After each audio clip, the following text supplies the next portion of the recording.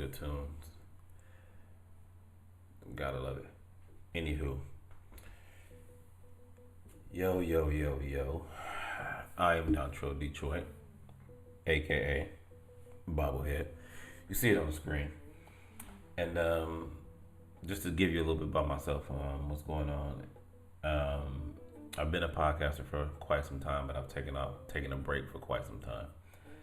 I'm from LA, South Central LA, and out here we got a restaurant called Roscoe's Chicken and Waffles. Now, back in the day, if you went in there, you would see the TV show that I streamed on called Monday Night Love Sessions, and it might actually be somewhere out there on YouTube somewhere. Again, it was Monday Night Love Sessions. We used to stream it every day Monday, but just for a reference point, I've been doing it for quite some time. Got it in 2008. But today, because that realm was relationships, and I'll get back to that in another podcast another time. Today, what I want to come here and talk about is the sports side of things. And particularly, and let me announce it, I am a 49er fan. Bang, bang, Niner gang. So, I guess by default, I do take the side of the question at hand today. But the question that we're talking about today is because it's the polarizing question, which is Brock Purdy a top 10 quarterback? And what I would like for 49er fans to do going forward, one way or the other. If you believe in Brock, the answer is yes. Unequivocally, yes. If you don't believe in Brock, they have no problem saying no, he's not. That's cool. But for the people that do believe in it, I don't think you guys should straddle the fence because it's not helping the case. That is somewhere where I do believe some of the pundits out there, I do agree with them now. Like, if you believe that he's a top 10, then say it. Say it with your chest.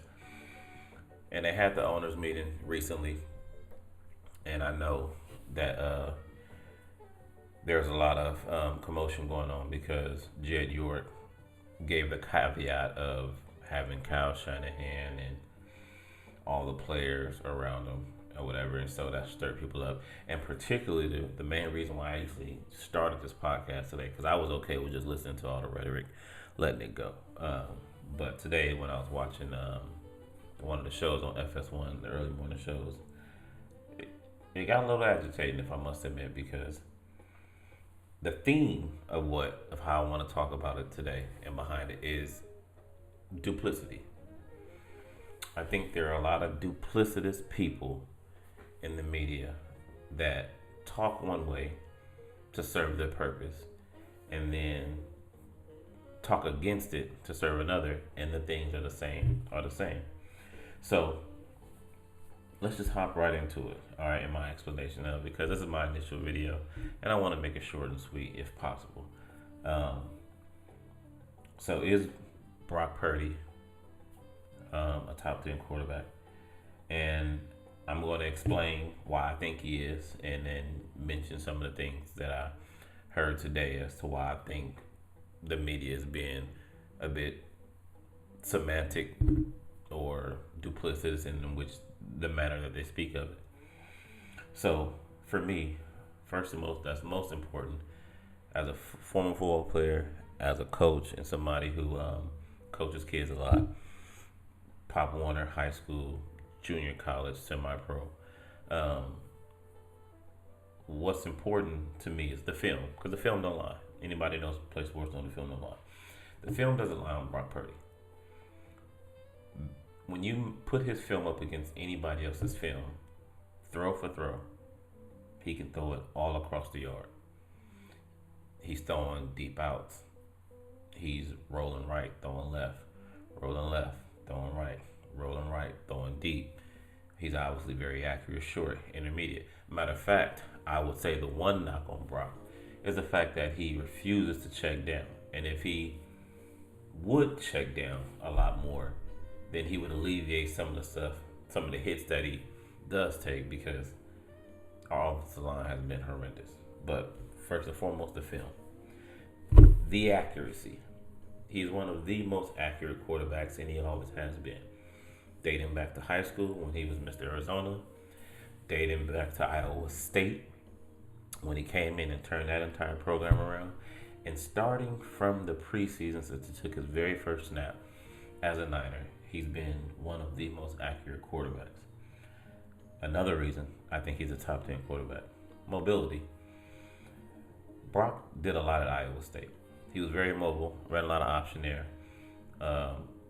And it's been to a detriment that we haven't used it as much when it's coming to Brock in a professional game. But as we saw in the NFC Championship game, in the wild card, he did what he had to do to extend plays and to make throws, and he does it constantly when it comes to playing for the Niners. Because again, our offensive line isn't the best, and we have been struggling. Another reason I think he's important is top 10 quarterback is because of toughness. I say it all the time. I watch a lot of college quarterbacks, and because they have a clean pocket and better talent, yada yada yada, they have a lot of good numbers. And Blake Bortles had great numbers. Blaine Gabbert had great numbers in college, but once they got to the pros, they weren't tough enough to stand in the pocket and take hits. And the one thing that Purdy consistently does is stand in the pocket, take hits, and deliver good throws. He's obviously a leader. It's important to be a leader of men, so people follow him. So here's the last two big things from a point that bullet points that I'm gonna get into is production and wins. A lot of times we talk about elite people and they don't have the productions or wins. We talk about top 10s and they don't have the productions or the wins. Brock Purdy has both. So for all the film and the accuracy and the mobility and the toughness and the leader, for all that he uses it to produce. And those productions leads to win. So the first thing I said was film.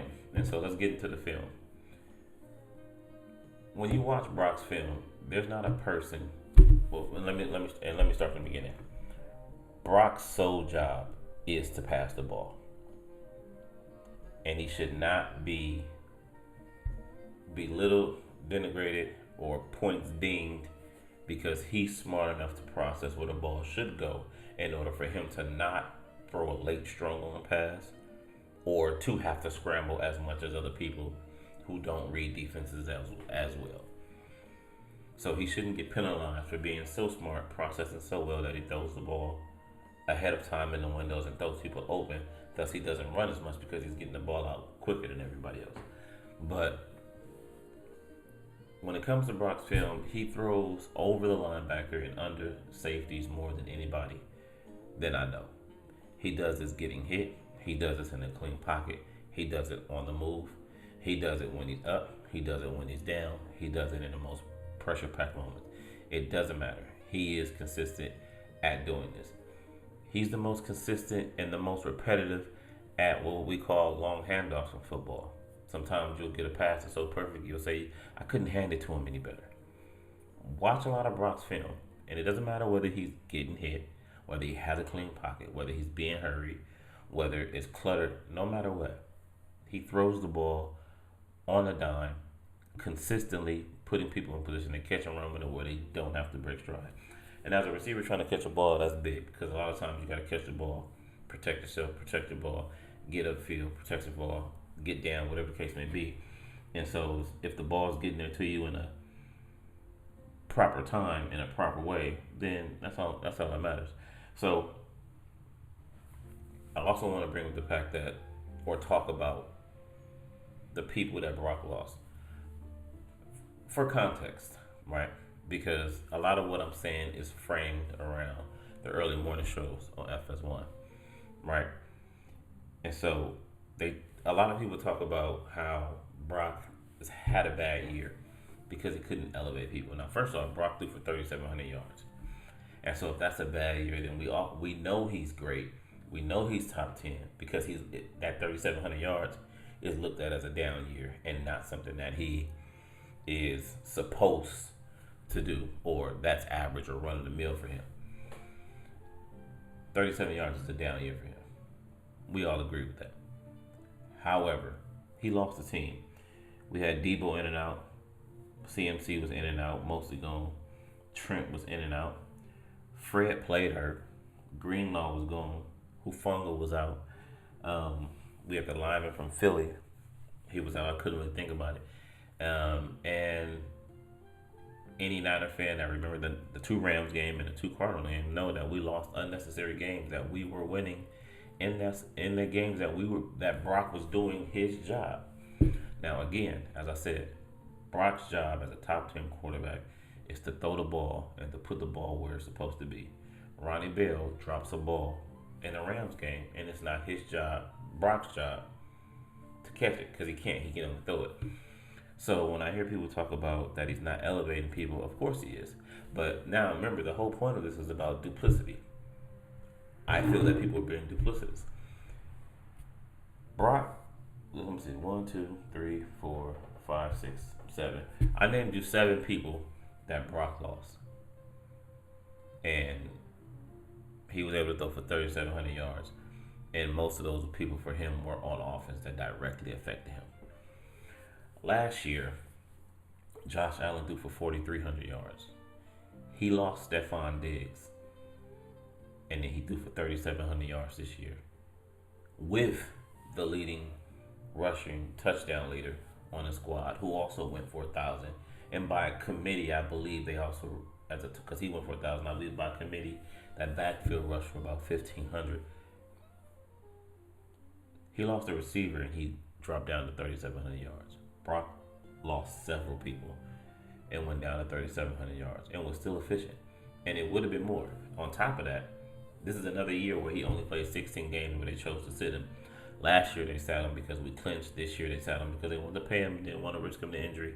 And so that was that. So the other thing that I think that is duplicitous about this is the fact that he missed the playoffs this one year while being productive and having everybody hurt.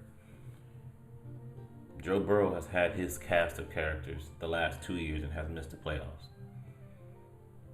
Now, granted, I know Joey B, his defense was atrocious this year.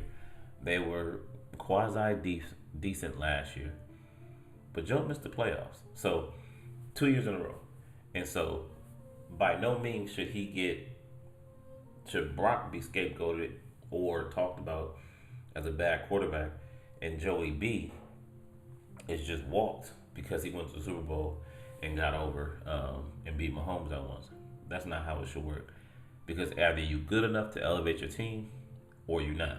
And so if you're not going to blame Joey B for having all his offensive weapons but not being able to elevate his defense, then you shouldn't blame Brock for his defense giving up the touchdowns that they gave up. And so the next thing that's the most important that I do want to address are the hypotheticals. The hypotheticals kill me. The ifs and whats. I don't know when they started. You know, I've been watching football since I was 5, and for a long time, you know, up until the Brock came into the league 2022. So up until 2022, never had I ever heard somebody couldn't win something or somebody wasn't good because they had a team around them. When this is the pros and everybody's good. That's what I've always heard. This is the pros, everybody's good. And obviously I understand some teams have a lot more blue chippers than others. So I get where they're going with that. But these hypotheticals could be so. Let's adjust the hypotheticals of if he was on a different team, then he would not be X, Y, and Z. Now, I like how Acho tried to defend it and say, hey, you know what, we're not going to play hypotheticals. But the way James articulated himself, I think it painted him into a corner where he hadn't really thought about it. But when it comes to these hypotheticals, Patrick Mahomes has never played for another quarterback outside of Andy Reid. Never. So we're talking about stuff that's factual. Patrick Mahomes has never played for anybody outside of Andy Reid. Andy Reid consistently went to the playoffs with the Eagles, 3 NFC championship games, and went to a Super Bowl with Donovan McNabb. Then he took Alex Smith and got to the playoffs consistently. And I feel like he won a playoff game with Chad Henne or something like that too. But regardless, got to the playoffs with Alex Smith, who they said was bad. Turned him into a passer. And then he got Patrick Mahomes. And then they went to the Super Bowl. Now, effectively, what you're telling me is, based on how they draw it up, because this is Shanahan.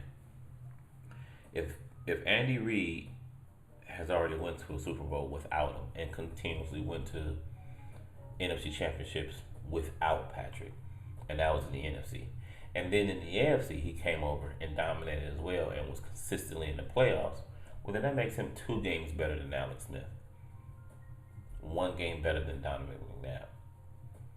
But we've never actually seen Patrick outside of Andy except for in Texas Tech. And we know Andy's a perennial winner. So we can't guarantee that if Patrick was on another team, he would have a ring. The other thing is, their defensive coordinator is Spags. Now, Spags has only been there the last 3 years, I believe. But Spags has 2 rings against the GOAT, Tom Brady. So up until last year, Spags was also defeated. And these last 2 rings that Andy and Patrick won, they won because of the defense, because they were scoring such a low output, but the defense was giving up less. But what's my point here with the hypocrisy and the hypotheticals? None of the elite people, Josh, Lamar, Burrow, Patrick, can we for sure say they would have the same exact offense, the same exact success. Primarily because if you coach the sport, you know for a fact scheme fit matters. What scheme you run matters pertaining to your talent. If you're a running back and you're a great zone cutting running back, then you need to be in zone. If you're patient and you got vision, then you can run power and things of the nature. If you're a quarterback, not everybody can line up 5 wide and call stuff and have full autonomy at the line. Not everybody can drop back and scan and read the field from left to right, right to left. Not everybody has the capacity to do that. So you can't give every quarterback full autonomy. Not every receiver is made to beat man. Not every receiver can read zone and sit down in zone. So scheme fit matters. And we would be being disingenuous and undercutting Andy Reid if we said Patrick can go somewhere else and do the exact same thing, because offense matters. And we know it does. So what we don't know for a fact is that any of these quarterbacks would have the same success or look the exact same. Because we only have, we probably have more, but just for the limit of 2. We have one example of the GOAT being the GOAT, where he goes from the Patriots to Tampa. So we know for a fact he can. But we actually do have somebody under Andy Reid, which is, we got Donovan McNabb. Now, Shady earlier said that once they got in the system and Donovan McNabb, who was elite, got in there, then they start throwing the ball all over the place. And he says as if Brock Purdy didn't throw the ball all over the place. And Brock Purdy throws the ball better than Donovan McNabb, and he throws it better than the majority of people in the league. But the numbers say that, but the film says it too, but nobody else says it. However, he said Donovan McNabb was elite, and that offense took off once they got Donovan, and they started throwing it all over the field, and that's what it looked like when the elite quarterback came in. But what did it look like when Donovan McNabb went to Washington? For all that he learned under Andy, and for as good as he was, he didn't look so elite then. Now, because I'm not a duplicitous person, I understand that particular analogy doesn't necessarily go in favor for what I'm trying to prove, because birds of a feather flock together. And Andy is West Coast's and Shanahan is West Coast's, and if you can run the West Coast system, then it is very favorable for you to get short completions. That's where I agree with Shady. But also where I agree with Shady is once you get a good quarterback, then this field becomes very expansive. And it is with the Niners. They throw it outside the hashes, deep outside the hashes, inside the hashes, short. I mean, there's not a blade of grass on the field that Brock Purdy doesn't get to and that he doesn't get to accurately, early, and on time, which makes him elite. So those are the hypotheticals and the facts. Facts, Tom Brady, he did it. Donovan Knapp, he didn't. Andy Reid was already a winner and always going to the playoffs before Patrick. He went to the playoffs with Andy. Josh Allen, we know he's good, but before Brian Dable, what was he? After Brian Dable, he's kind of had a decline. Stephon Diggs left, and he goes from 4,300 and passing the ball 100 more times than Brock Purdy that year, and only outgaining him by 100 yards to 3,700 yards this year after losing. Last year, we don't know what LJ would look like. Now, again, everybody that I'm talking about, Pat, Josh, Burrow, Lamar, no doubt, elite, deserve the money, deserve to be top paid. The only question that I'm here to answer today is Brock Purdy top 10? And my answer is yes. So now I want to address what James said, which didn't make any sense because he asked Chase, why do you believe that he's a top 10? And Chase said, because it just looks way different. And paraphrasing with James, effectively, he's like, okay, well then, what are we talking about here? And if looking different doesn't make you elite or different, then what are we talking about? Because the production's there. Purdy has the numbers, he has the wins. And people like to liken it to, well, Jimmy G got the Super Bowl. Jimmy G got the NFC Championship. Yes, we did that running the ball with Jimmy G. We did that throwing passes 10 yards and under with Jimmy G. We did that manufacturing offense with Jimmy G. We did that with a great defense with Jimmy G. Now, the other thing that we did with Brock Purdy is that, to Chase's point, we added on to the playbook. Now those same 5 and 10 yard routes are now 15 and 20 yard routes, which we couldn't do with Jimmy. Shady said all the time, hey, let's let Jimmy get the third down, let Jimmy throw the ball, we're going to beat him. You can't say that with Brock, because Brock will kill you. And it's been proven. He will pick you apart. He did have a lead in the Super Bowl. He did come back down 24, after some mistakes that he had in that and the Packers game. He did come back down 24 from the Lions and come back in the Packer game, and he did it being accurate. Not as accurate in the Packer game, but he did it with his legs and his arm, and then purely just his arm in the Lions game. So you can't say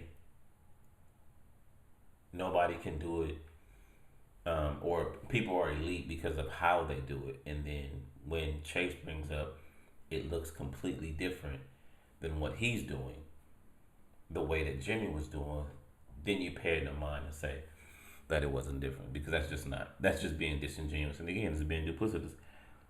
At the end of the day, when it comes to Brock Purdy, the point of him being a quarterback is to distribute the ball just like anybody else. He knows where the ball's supposed to go. He knows where it's supposed to go better. More soon. Well, I don't know how you say that's not. He knows how to do that better than you when it comes to processing. He's going to get there better than any other quarterback, and the numbers back it up. The other thing that Shady said that I want to address before I get out of here, he talked about Brock Purdy being maybe it wasn't Shady, but it was James. But he said he was the last pick of the draft, and he talked about everybody that came before him. Well, to me, that's duplicitous, because you're saying that they passed him up to take back quarterback, so he must not be that talented. But we know he's talented, because you can't be an NFL quarterback and not be talented. Trevor Lawrence has attributes and is physically talented.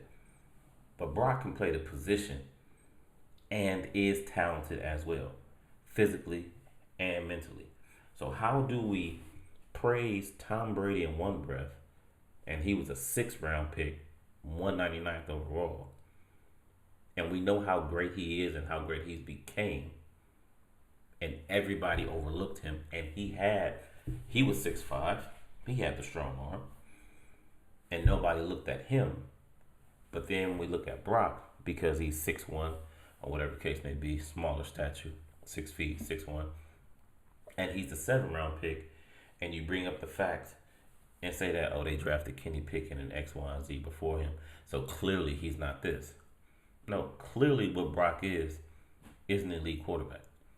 He should have had an MVP in his 2023 season when he threw for 4,200 yards and Lamar only threw for 36. Lamar had a top 10 defense. Lamar had a top 10 offense.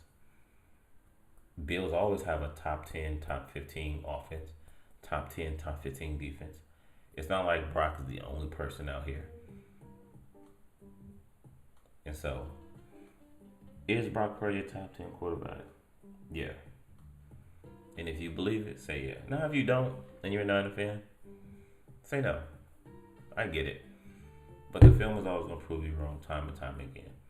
And again, there's nothing on film from Brock that you're going to see on somebody else that he can't do outside from running over people like Josh Allen and running away from people like Lamar.